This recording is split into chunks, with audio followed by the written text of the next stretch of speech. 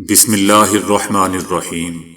السلام علیکم دوستو، دنیا بھر کی خبروں میں آج آپ سنیں گے، لیکن اس سے پہلے اگر ہو سکے تو لائک اور سبسکرائب کا بٹن ضرور دبا لیں۔ شکریہ۔ پاکستان کے نائب وزیر اعظم اور وزیر خارجہ اسحاق ڈار 2 روزہ سرکاری دورے پر دوستو بنگلہ دیش میں موجود ہیں۔ دونوں ملکوں کے درمیان حالیہ برسوں میں سرد مہری کا شکار تعلقات کے تناظر میں اس دورے کو اہمیت کا حامل قرار دیا جا رہا ہے۔ اس دورے میں اسحاق ڈار جہاں اعلیٰ سرکاری عہدیداروں سے ملاقات کر رہے ہیں، وہاں ان کی ملاقات بنگلہ دیش میں شیخ حسینہ واجد کی حکومت کے خاتمے کی وجہ بننے والے طلباء پر مشتمل سیاسی جماعت نیشنل سٹیزن پارٹی کے ارکان سے بھی ہوئی ہے۔ NCP کے سیکرٹری اختر حسین کا کہنا ہے کہ پاکستان کے ساتھ تعلقات آگے بڑھانے سے پہلے 1971 کے معاملات سے نمٹنا چاہیے، اور اسحاق ڈار سے ملاقات میں ہم نے اس معاملے کو بھی اٹھایا ہے۔ دوستو، یاد رہے کہ NCP میں شامل طلباء نے گزشتہ سال اگست میں شیخ حسینہ واجد کی حکومت کا تختہ الٹنے میں اہم کردار ادا کیا تھا۔ تجزیہ کاروں کا کہنا ہے کہ دونوں ملکوں کے تعلقات میں مزید گرم جوشی کی راہ میں سن 1971 کے واقعات آڑے آ رہے ہیں۔ اس سال اپریل میں دوستو دونوں ملکوں کے خارجہ سیکرٹریز کے درمیان تقریباً 15 سال بعد ہونے والی ملاقات میں بھی بنگلہ دیش نے اس معاملے کو اٹھایا تھا۔ بنگلہ دیش نے دوستو 71 کے واقعات پر معافی کے ساتھ ساتھ پاکستان سے علیحدہ ہونے کے بعد واجبات کی مد میں $4.32 ارب بھی مانگے ہیں، یعنی پاکستان معافی بھی مانگے اور $4.32 ارب بھی ادا کرے۔ بنگلہ دیش کا کہنا ہے کہ علاقائی اور عالمی تناظر میں صرف پاکستان ہی نہیں، تمام ممالک کے ساتھ اچھے تعلقات رکھنا ضروری ہے۔ بنگلہ دیش نے دوستو 2 ٹوک الفاظ میں کہا ہے کہ اسی صورت میں زیادہ بہتر ہو سکتے ہیں ہمارے تعلقات جب پاکستانی فوج مشرقی پاکستان میں ہمارے سے معافی مانگے اور آزادی سے پہلے مشترکہ وسائل کی تقسیم پر کوئی سمجھوتا ہو جائے۔ تو دوستو میرے خیال سے مجھے نہیں لگتا کہ پاکستان معافی مانگے گا، یا ہو سکتا ہے $4.32 ارب شاید پاکستان دوستو پے کر دے، لیکن معافی کا تو سوال ہی پیدا نہیں ہوتا۔ بلکہ میرے خیال سے دوستو بنگلہ دیش کو معافی مانگنی چاہیے پاکستان سے علیحدہ ہونے پر۔ بنگلہ دیش کو انڈیا کے ساتھ مل کر پاکستان کے 2 ٹکڑے کرنے پر معافی مانگنی ہوگی۔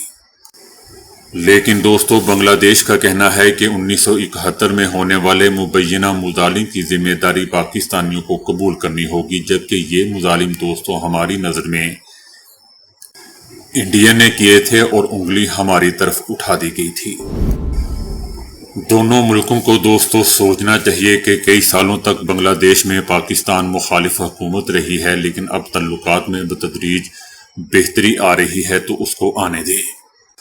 تعلقات اگر بہتر ہو رہے ہیں تو دونوں ملکوں کو چاہیے کہ کسی قسم کی پسوڑی نہ ڈالیں۔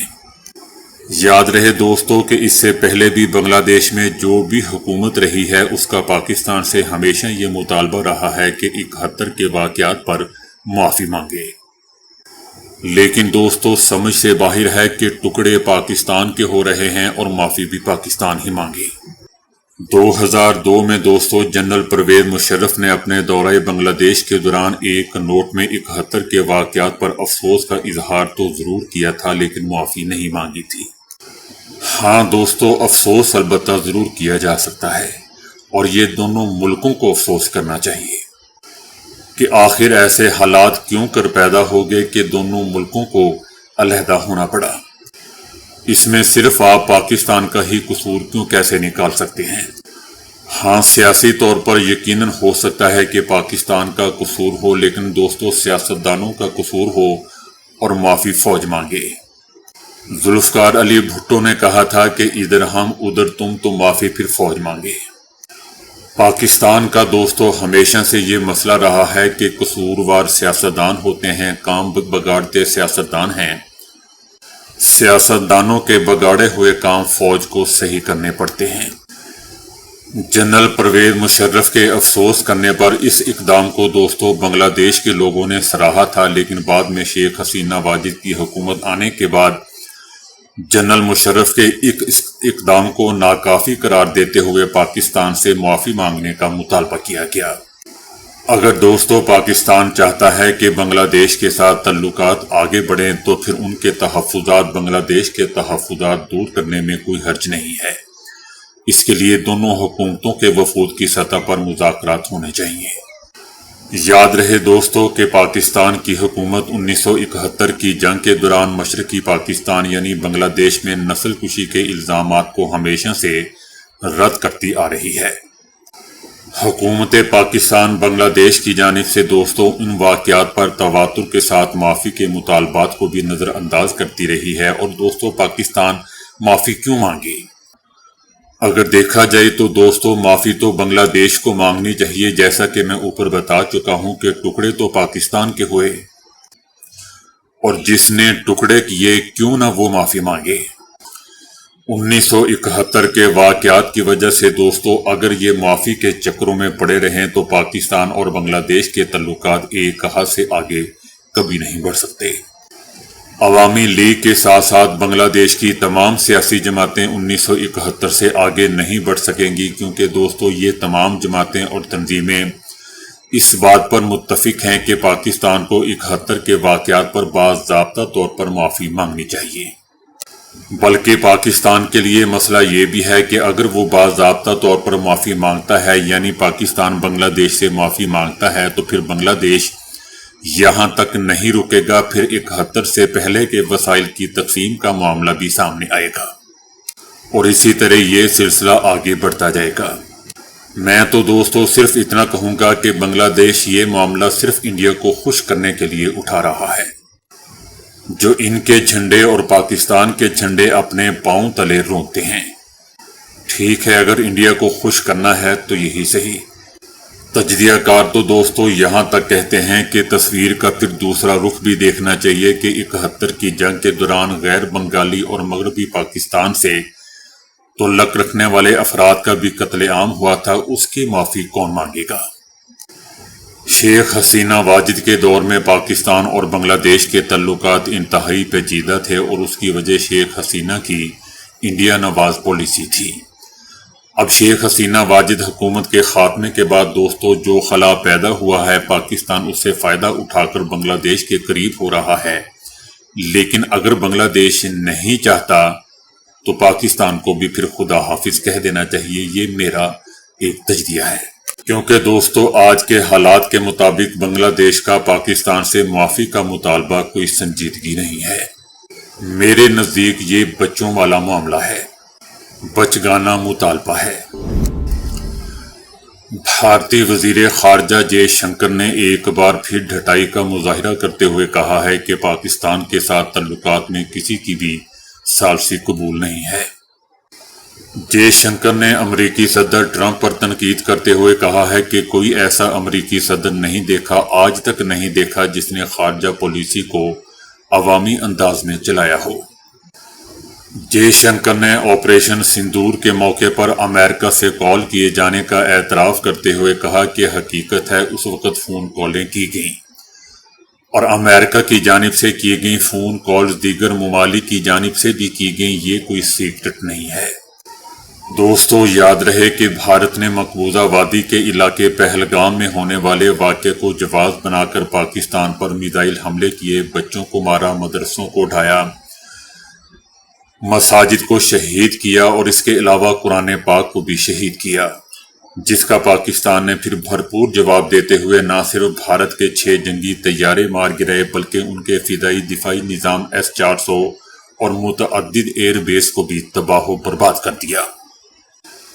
صدر ٹرمپ اب تک 27 سے زیادہ مرتبہ پاک بھارت جنگ رکوانے کا کریڈٹ لے چکے ہیں، لیکن مودی سرکار نے اس حوالے سے اب چپ سادھ رکھی ہے، جس پر بھارتی اپوزیشن جماعتوں کی جانب سے بھی بی جے پی کی ہندو انتہا پسند حکومت کو سخت تنقید کا سامنا ہے۔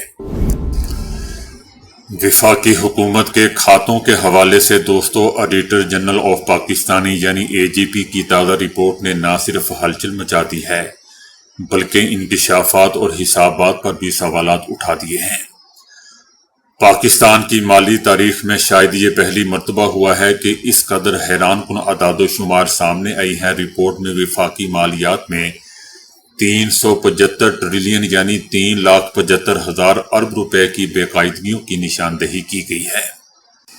یہ دوستو اس لحاظ سے بھی حیران کن ہے کہ پاکستان کی مجموعی قومی پیداوار یعنی جی ڈی پی بمشکل 110 ٹریلین روپے ہیں، جبکہ مالی سال 2023-2024 کا وفاقی بجٹ صرف 14.5 کھرب روپے تھا۔ پھر یہ باقاعدگیاں قومی بجٹ سے 27 گنا زیادہ کیسے ہو گئیں؟ دستاویزات میں تو دوستو یہ ایسا لگتا ہے کہ جیسے پاکستان بیک وقت کئی ملکوں کے مالیات سنبھال رہا ہو، لیکن حقیقتاً یہ کسی اور چیز کی طرف اشارہ ہے۔